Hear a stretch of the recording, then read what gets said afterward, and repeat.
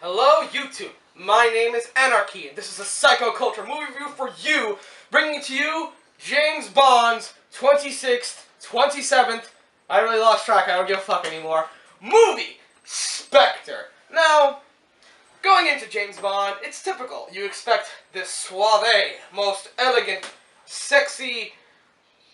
He's a fucking deviant, man! He has sex with, like, every fucking chick in the movie! Oh my god! What the fuck?! I'm getting off topic. So, Spectre is a follow-up to Skyfall, which in my opinion is a very fantastic James Bond movie, just below Casino Royale of this generation. And as you all know, we have the typical Daniel Craig, suave gentleman. He is 007, the best agent out there, like, of all time, where almost everything Agent Super Secret Spy came from. In this movie, though, it's a little... I'm gonna be honest, it was a drag. It was boring, it wasn't that entertaining, honestly. The action scenes were fantastic, but it just wasn't that...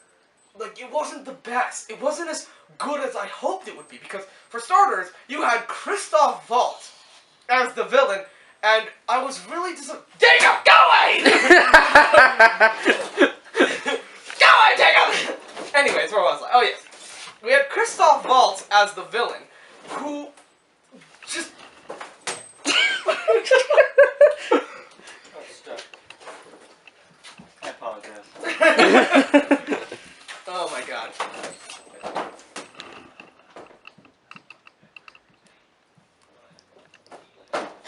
I think that's good enough. There we go. Don't worry, it won't self-destruct. Anyways, so we had Christoph Waltz as the villain of the movie, which should have been a win-win situation right there. He has won 2 Oscars because of Quentin Tarantino, Inglourious Basterds, and Django Unchained, but if you really look at it, he only appeared like 3 to 4 times in the movie, and even though I felt that he was a menacing villain, he just wasn't present enough. And for starters, the real villain of the movie, we should all agree, is Dave Bautista's... I forgot the name. What's the name of the guy? Did you guys seriously just hit that? Yeah, we just did.